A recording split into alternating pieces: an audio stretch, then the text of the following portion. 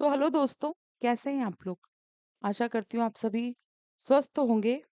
और जो 16 फरवरी को आप लोगों का महासंग्राम होने जा रहा है, उसकी तैयारी भी आपकी बहुत अच्छी चल रही होगी।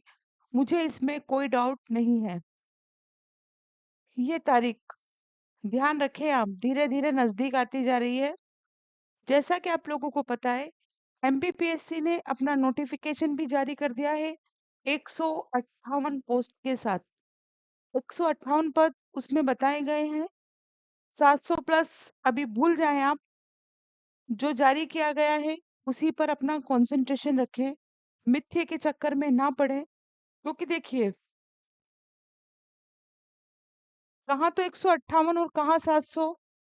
आप खुद समझदार हैं, तो अभी अपना कंसंट्रेशन आप 158 पे रखें और इसी के साथ आप अपनी तैयारी को कंटिन्यू करें। ओके, देखिए मैंने आप लोगों को बताया था कि जो यूट्यूब चैनल है एग्जाम वाला विद योगिता मुकाती, इस पे एमपीपीएससी के लिए 5000 प्लस क्वेश्चन की सीरीज है, जिसके अंतर्गत एमपी और करंट दोनों आपको कराया जाएगा 5000 प्लस में। मैं अभी जो आपको कराऊंगी वो खेल सिनारियो है, आपका स्पोर्ट्स सिनारियो है ना। एमपी का स्पोर्ट्स है इसमें। इसके पहले भी मैं 2 वीडियो बना चुकी हूँ। सबसे पहला जो वीडियो है उसमें पूरी बेसिक इन्फॉर्मेशन है। उसके बाद जो मैंने इसके पहले पार्ट फर्स्ट में वीडियो बनाया है, उसके अंतर्गत एमसीक्यूज ही हैं। और आज भी एमसीक्यू है, दोनों भाषाओं में है, हिंदी प्लस इंग्लिश। क्वेश्चन बहुत इजी है। देखो क्वेश्चन कहाँ से लेगा, क्वेश्चन वही है। हाँ, करंट को अगर छोड़ दे तो क्वेश्चन वही है जो आपको अच्छे से आते हैं, है ना। जो 2-3 साल से बच्चे तैयारी कर रहे हैं उन्हें तो बहुत अच्छे से आते हैं। जैसे कि आइए पहला क्वेश्चन देखते हैं हम। अब इस क्वेश्चन में कुछ ज्यादा बड़ी बात नहीं है। क्वेश्चन पूछा गया है निम्नलिखित में से कौन सा अंतरराष्ट्रीय क्रिकेट स्टेडियम है ना। Which of the following is an international cricket stadium. पहला है नेहरू स्टेडियम जो कि इंदौर में है।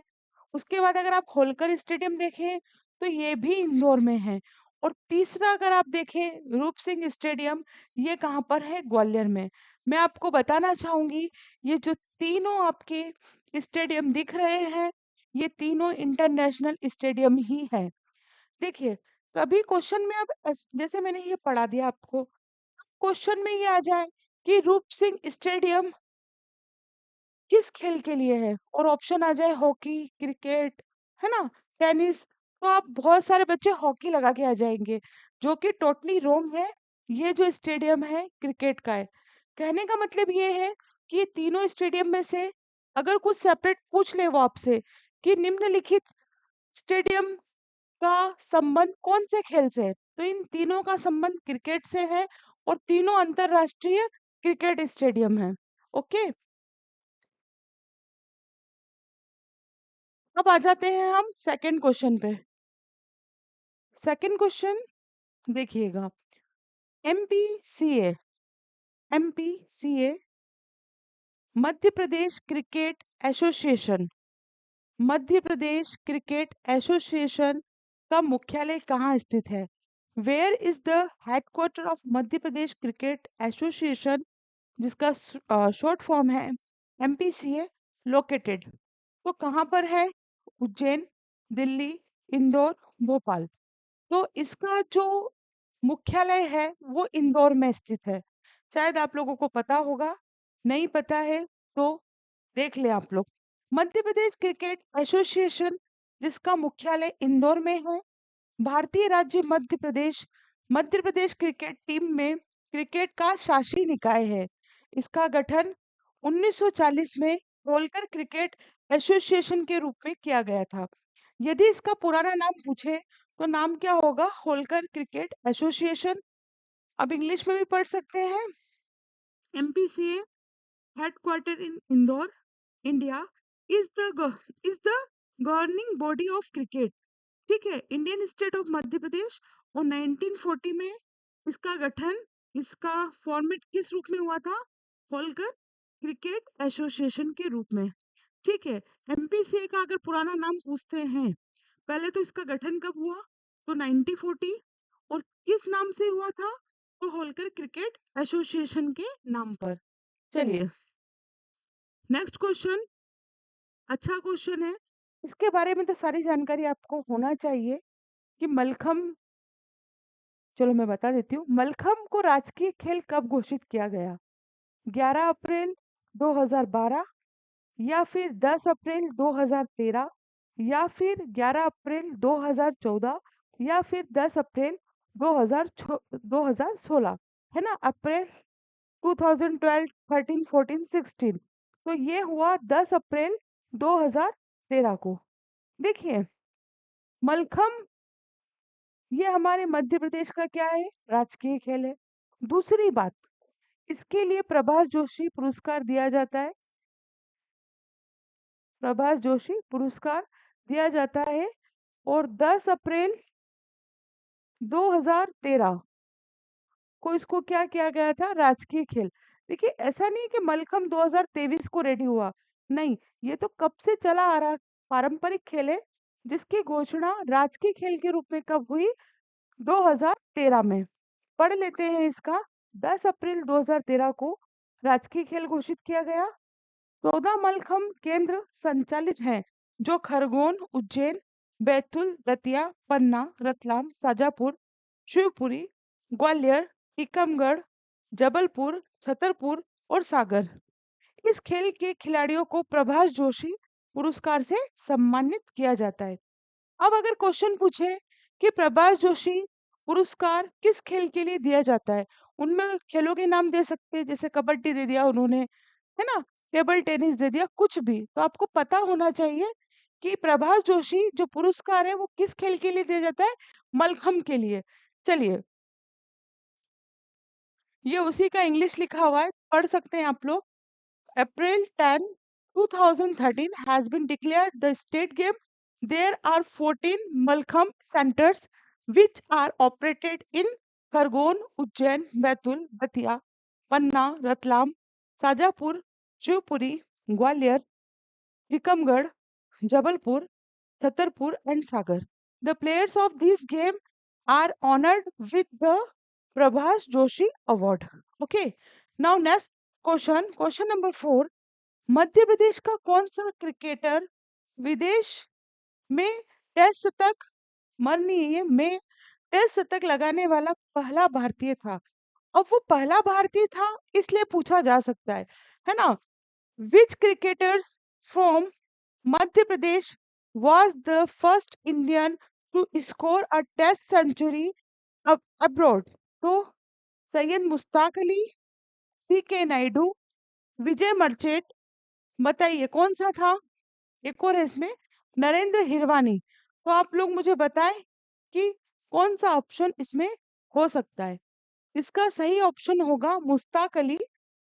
प्रथम ऐसे भारतीय क्रिकेट खिलाड़ी है जिन्होंने विदेशी धरती पर शतक बनाने का गौरव हासिल किया है।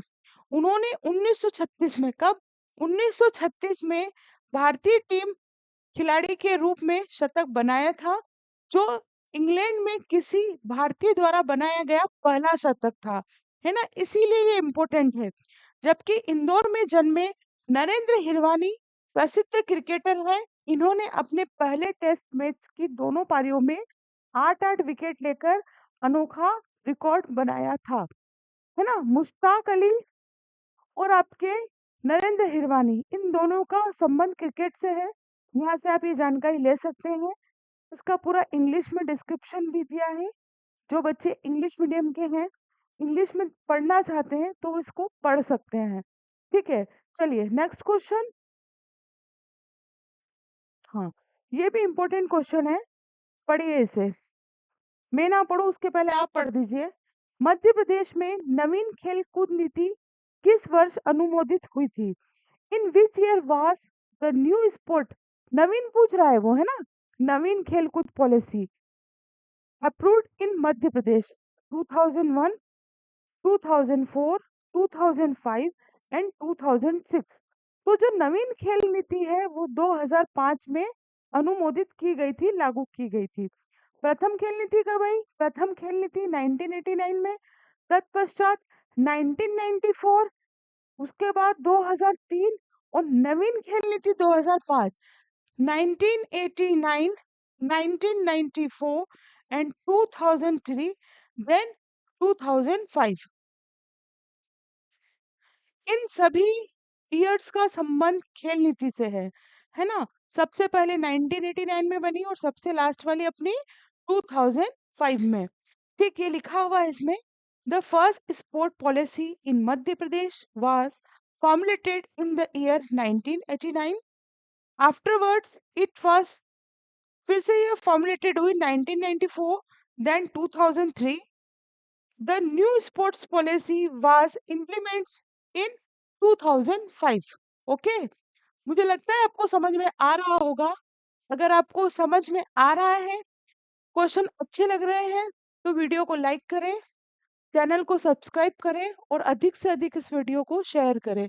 ठीक है, ज़्यादा जान पहचान फील्ड में। ठीक, तो आप लोग शेयर करें इसे। ठीक है, ये ज़रूर है कि मैंने 10 सालों तक तैयारी करी है, लेकिन ये भी सत्य है कि ज़्यादा इतना कोई बड़ा ग्रुप नहीं बना कि मैं उनसे हेल्प ले सकूं, और जो ग्रुप है वो मुझे हेल्प देना नहीं चाहते। चलिए, क्वेश्चन नंबर 6 है, उषा राजा स्टेडियम मध्य प्रदेश में कहाँ स्थित है? सागर में, रीवा में, भोपाल में और इंदौर में। यह बहुत ही अच्छा क्वेश्चन है। मैं आशा करती हूँ इसका आंसर आपको बहुत अच्छे से आता होगा। इन चारों में से एक ऑप्शन सही है, वो कौन सा ऑप्शन है? उषा राजा स्टेडियम मध्य प्रदेश में कहाँ है? तो ये इंदौर में है। उषा राजा स्टेडियम मध्य प्रदेश के इंदौर में स्थित है, जो दूधिया रोशनी जैसे आधुनिक सुविधाओं से संपन्न है। पटवारी प्लस एमपी कांस्टेबल में पूछा हुआ क्वेश्चन है ये। ठीक है, तो उषा राजा स्टेडियम कहाँ पर है? सो की सीधी बात, ये इंदौर में स्थित है। चलिए, कौन सी जोड़ी गलत है आपको बतानी है। कौन सी जोड़ी गलत है आपको बतानी है। अभी मैंने आपको बताया नेहरू नेहरू स्टेडियम और आपका होलकर, आपको पता है ना। अच्छा देखो, अगर आप भूल जाओ तो आप ध्यान रखना, इंदौर में होलकर कॉलेज है ना। तो होलकर स्टेडियम भी कहाँ है? इंदौर में है। ठीक है, अब देख लेते हैं अपन। नेहरू स्टेडियम इंदौर सही है, रूप सिंह ग्वालियर सही है, ऐशबाग स्टेडियम ये एमपीपीएससी में पूछा था, पूछा गया था तकरीबन 2014 में, ऐशबाग स्टेडियम कहाँ है? 2014 का क्वेश्चन है, उस समय पूछा था। अब देखिए, होलकर स्टेडियम इसने जबलपुर दे रखा है, जबकि होलकर स्टेडियम कहाँ है? होलकर स्टेडियम इंदौर में है। ठीक है, इट मीन्स इसका जो बी ऑप्शन है ये रॉन्ग होगा, बाकी सब सही है। तो आप यहाँ से पढ़ लीजिए, जैसे ऐशबाग स्टेडियम कहाँ आ गया? भोपाल में आ गया। उसके बाद आपका रूप सिंह स्टेडियम कहाँ आ गया? ग्वालियर में आ गया। नेहरू स्टेडियम कहाँ आ गया? इंदौर में आ गया। होलकर स्टेडियम कहाँ आ गया? इंदौर में। ये चार चीजें आपको यहाँ लर्न हो गई। चलिए, इसी के आगे का वही लिखा हुआ है इसमें, होलकर स्टेडियम जबलपुर में ना होकर इंदौर में है। चलिए, क्वेश्चन नंबर 8, मध्य प्रदेश का राज्य क्रीड़ा मतलब कि स्टेट स्पोर्ट क्या है? What is the state sport of Madhya Pradesh? जैसा कि मैंने आपको अभी बताया, मलखम्ब है। मलखम्ब को 2013 में क्या किया गया था? राज राज्य का राजकीय खेल घोषित किया गया था। कौन सा सम्मान देते हैं? प्रभाष जोशी पुरस्कार। इसके लिए प्रभाष जोशी पुरस्कार दिया जाता है। अगर पूछे क्वेश्चन में कि प्रभाष जोशी किस खेल के लिए दिया जाता है, तो आप बेहिचक लगाएं, मलखम्ब के लिए प्रभाष जोशी पुरस्कार दिया जाता है। कब कब अप्लाई हुआ था ये? 10 अप्रैल 2013। 10 अप्रैल 2013 को मलखम्ब को राज्य का राजकीय खेल घोषित किया गया। प्रभाष जोशी इसके लिए पुरस्कार दिया जाता है ना। कब हुआ फिर से बोलिए? ये हुआ अप्रैल 2013, 10 अप्रैल 2013। होलकर स्टेडियम कहाँ है? इंदौर में। ठीक है, ये ध्यान रखना है आपको। क्वेश्चन नंबर 9, क्वेश्चन नंबर 9 पढ़िए इसे। मध्य प्रदेश के किस गांव में खेल गांव स्थापित करने की घोषणा की गई है? मध्य प्रदेश के किस गांव में खेल गांव स्थापित करने की घोषणा की गई है? In which village of Madhya Pradesh has been announced to set up a khel gaon? सतगड़ी, Pachmarhi, Kundaleshwar या पीलूखेड़ी? तो इसका राइट आंसर क्या होगा? सतगड़ी। कहाँ पर है ये? हमारे प्यारे मध्य प्रदेश की प्यारी राजधानी भोपाल से 20 किलोमीटर दूर सतगड़ी में सर्व सुविधा युक्त खेल गांव को स्थापित किया गया है। यह प्रदेश का पहला खेल गांव है। इसमें 172 एकड़ जमीन की स्वीकृति दी गई है। इसका शिलान्यास 2007 में ही हो गया है। तीन चीज इंपॉर्टेंट है। खेल गांव कहाँ पर स्थापित करा जा रहा है? सतगड़ी। सतगड़ी कहाँ पर है? भोपाल में। कितने एकड़ जमीन? 172 एकड़ जमीन। और कब इसको शिलान्यास की स्वीकृति मिली? 2007 में शिलान्यास हो गया। ठीक है, यही इसमें लिखा है और आप पढ़ सकते हैं। Been set up in Satgadi 20 kilometre from Bhopal which is the first Kelgaon village in the state. For this, 172 acres to land has been approved. Its foundation stone has been laid in April 2007. Okay, चलिए next question पे बढ़ते हैं। Next question है, खेल वृत्ति किस आयु से कम के युवा को दिया जाता है? खेल वृत्ति, खेल वृत्ति किस आयु से जो कम के युवा है उनको दिया जाता है? Under what age the sport prize given to the youth? 15 वर्ष से कम आयु, 19 वर्ष से कम आयु, 21 वर्ष से कम आयु, कोई भी आयु सीमा के व्यक्ति को नहीं। तो ये दिया जाता है, बी ऑप्शन इसका राइट ऑप्शन है। 19 वर्ष से कम आयु के युवा को ये दिया जाता है। ठीक है, जिसने खेल वृत्ति है क्या एक्चुअली? देखो, खेल वृत्ति मतलब जिसने व्यक्तिगत अथवा दलीय मतलब ग्रुप में राज्य स्तरीय खेल प्रतियोगिता में प्रथम स्थान प्राप्त किया हो तथा यह खेल विशेष राष्ट्रीय खेलों में सम्मिलित किया गया हो। देखो, अगर हमें पता हो, just wait,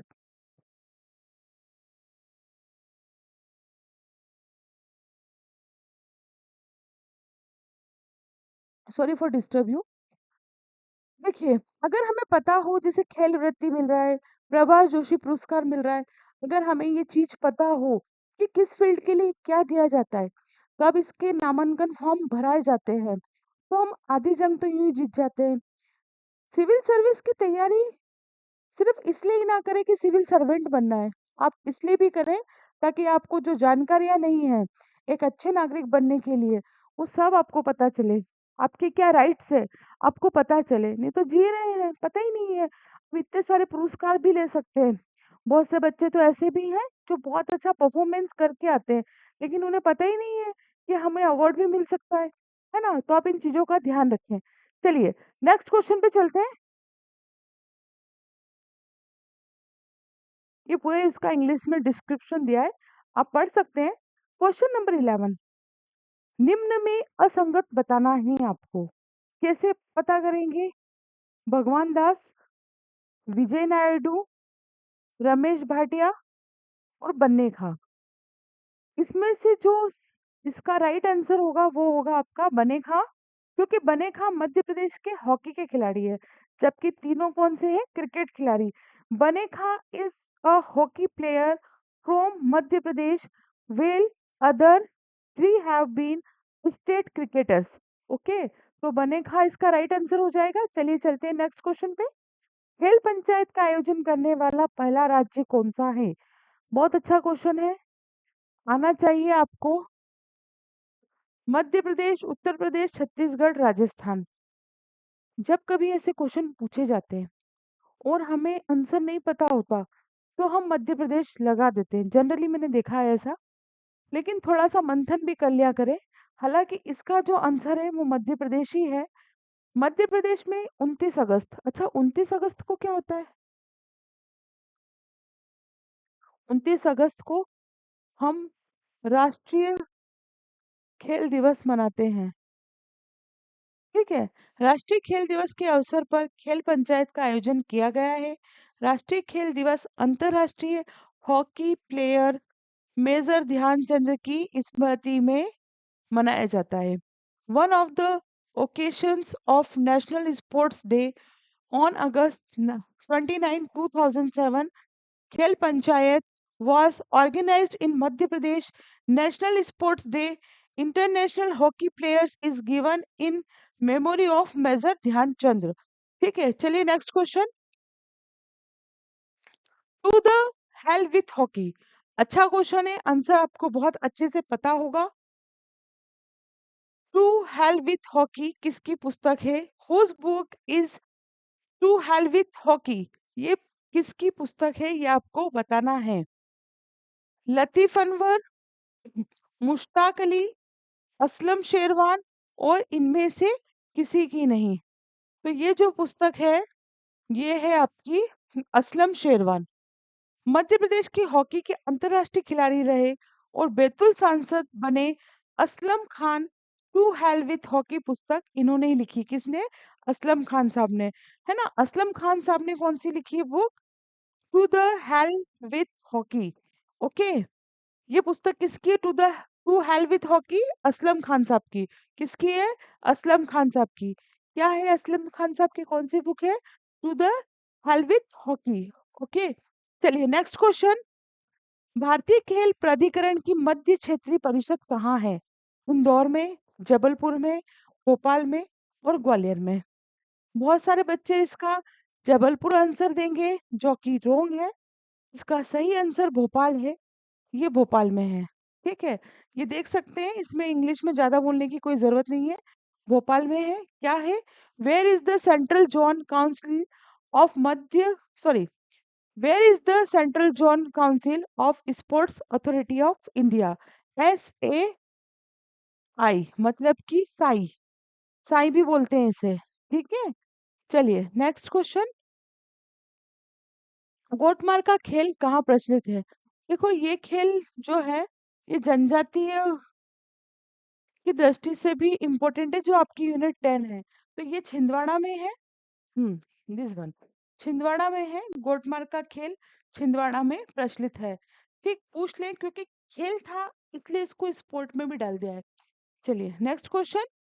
Lakshmibai national university of physical education Madhya Pradesh में कहाँ स्थित है?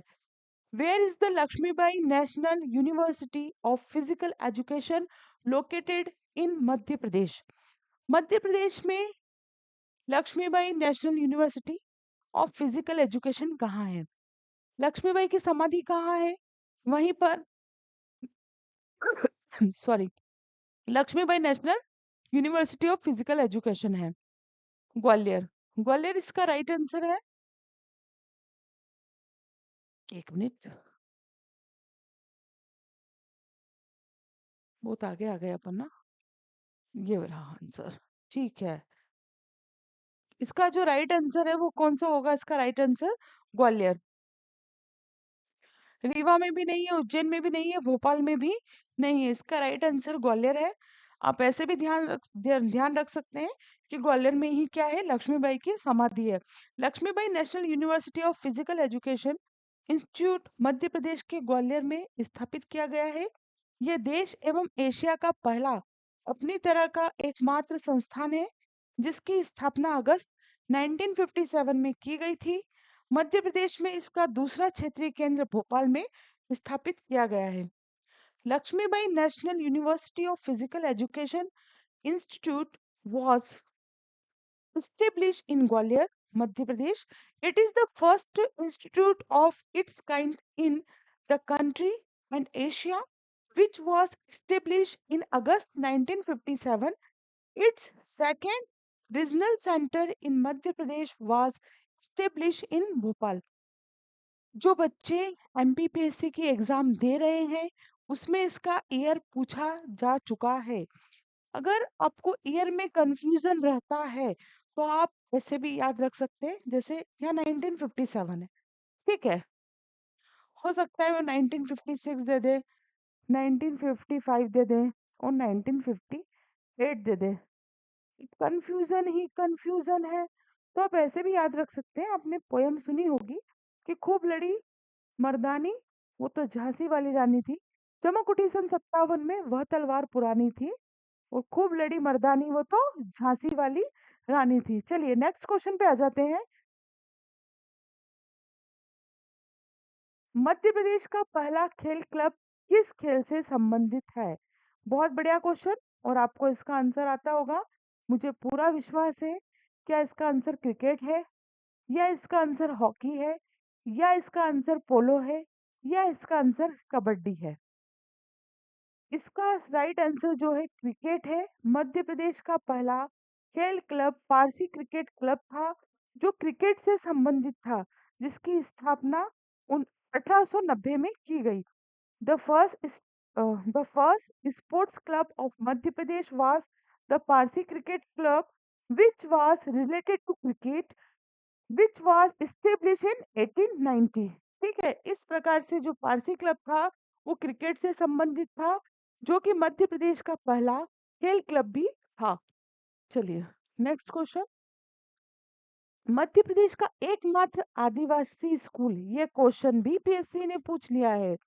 मध्य प्रदेश का एकमात्र आदिवासी खेल स्कूल कहाँ है? सीहोर, झाबुआ, अलीराजपुर, इंदौर। ठीक है, अब बहुत सारे बच्चे झाबुआ टिक कर देंगे, जो कि रॉन्ग है। इसका राइट आंसर अलीराजपुर है। देख लेते हैं। मध्य प्रदेश का एकमात्र आदिवासी खेल विद्यालय प्रदेश के आदिवासी बहुल जिले अलीराजपुर में स्थित है। Madhya Pradesh only tribe sport school in located in Alirajpur, a tribe dominated district of the state, है ना। इस प्रकार से अगर पूछे प्रदेश का एकमात्र आदिवासी खेल स्कूल कहाँ है, तो वो आदिवासी खेल स्कूल अलीराजपुर में है। क्वेश्चन यदि आपको काम के लगते हैं तो आप इस वीडियो को लाइक करें, शेयर करें और चैनल को सब्सक्राइब करें। ठीक है, चलिए मैं ऐसे और भी वीडियोस और भी इंफॉर्मेशन आपको देती जाऊंगी। चलिए, भोपाल में ऊपरी झील में भारत का पहला नौकायान स्कूल किस वर्ष स्थापित हुआ? फिर से क्वेश्चन पढ़ लेते हैं एक बार। भोपाल में ऊपरी झील में भारत का पहला नौकायान स्कूल किस वर्ष स्थापित हुआ? 2007, 2008, 2006 या 2009? तो 2006 में यह स्थापित हुआ है। ये सैलिंग स्कूल की स्थापना 2006 भोपाल की जो बड़ी झील है उस पर हुई है। खेल और युवा कल्याण विभाग द्वारा संचालित है। वाटर स्पोर्ट्स अकादमी में खिलाड़ियों को अंतरराष्ट्रीय स्तर की बोर्ड पर प्रशिक्षण उपलब्ध कराया जा रहा है। कुल मिलाकर अगर क्वेश्चन पूछे कि जो भोपाल की झील है उस पे पहला नौकायन स्कूल किस वर्ष स्थापित हुआ, तो आंसर 2006।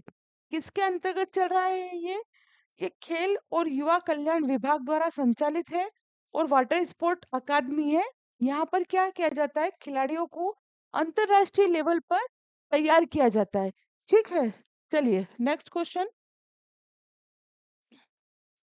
मध्य प्रदेश सरकार द्वारा आयोजित मध्य प्रदेश सरकार द्वारा आयोजित पहला अखिल भारतीय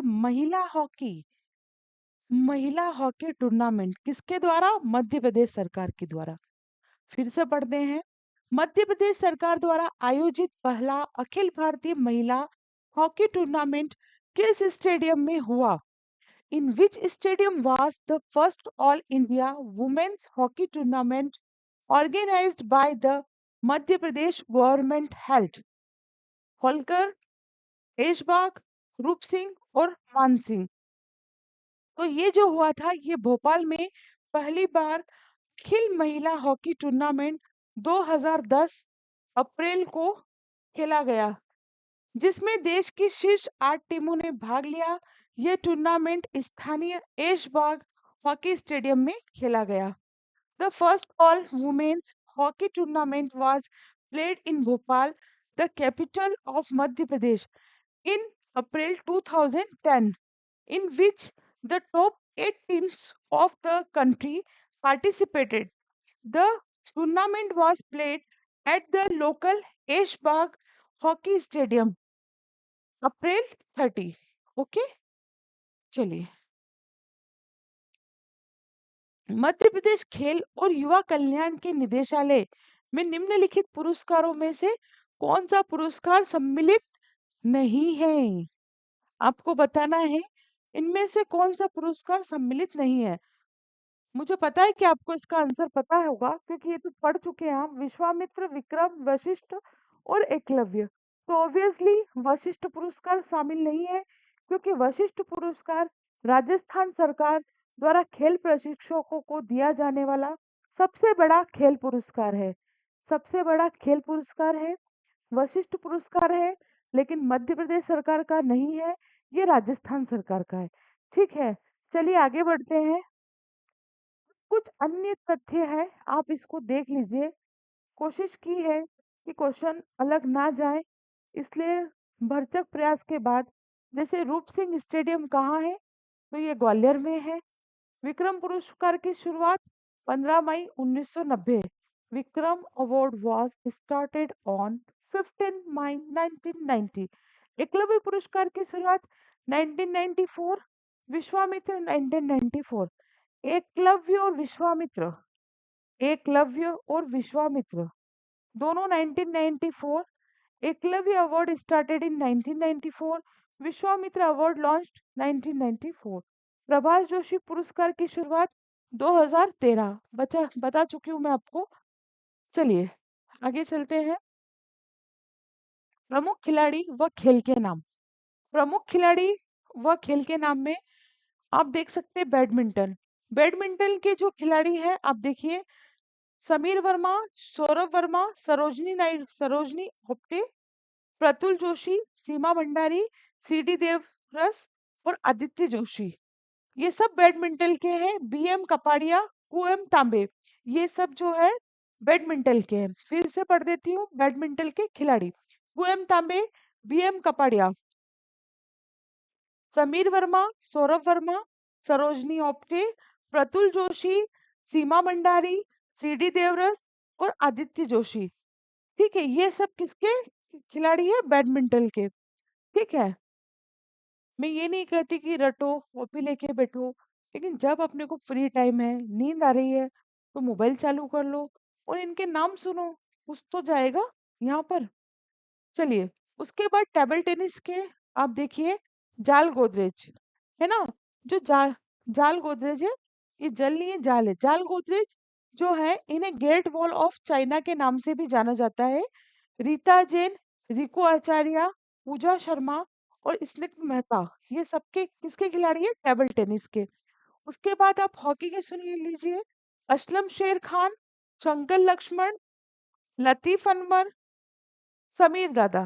फिर से बोल रही हूँ, असलम शेर खान, शंकर लक्ष्मण, लतीफ अनवर, समीर दादा, ये किसके? हॉकी के। उसके बाद हॉकी के ही मोनिका मलिक, पूनम रानी, अनुराधा देवी, रेणुका, प्रीति दुबे। ठीक है, ये सब आपके किसके खिलाड़ी हैं? जैसा कि आप देख सकते हैं, हॉकी के खिलाड़ी। फिर क्रिकेट के तो बहुत सारे हैं, लेकिन जो मुझे अच्छे लगे वो मैंने लिख लिए। विजय नायडू, संजय अली, आवेश खान, रमेश भाटिया। विजय नायडू, संजय अली, आवेश खान, रमेश भाटिया। ठीक है, तो ये मैंने पूरी कोशिश की है स्पोर्ट्स को कवर करने की। लगभग 3 वीडियो लगे मुझे स्पोर्ट्स कवर करने के लिए। आप इन उन प्रीवियस वीडियो को भी देखें। ठीक है, अब मैं जो नेक्स्ट वीडियो बनाऊंगी वो वन स्थिति वन रिपोर्ट का बनाऊंगी। ठीक है, तो बहुत जल्दी आपके सामने लेके आऊंगी। वीडियो अगर आपको अच्छा लगता है तो आप इसे लाइक करें, चैनल को सब्सक्राइब करें और अधिक से अधिक शेयर करें। मेरी किसी से कोई जान पहचान नहीं है, आप लोगों को ही मुझे सपोर्ट करना है। ओके, नेक्स्ट वीडियो में जल्द मुलाकात होगी। तब तक के लिए जय हिंद, जय Bharat. Thank you very much.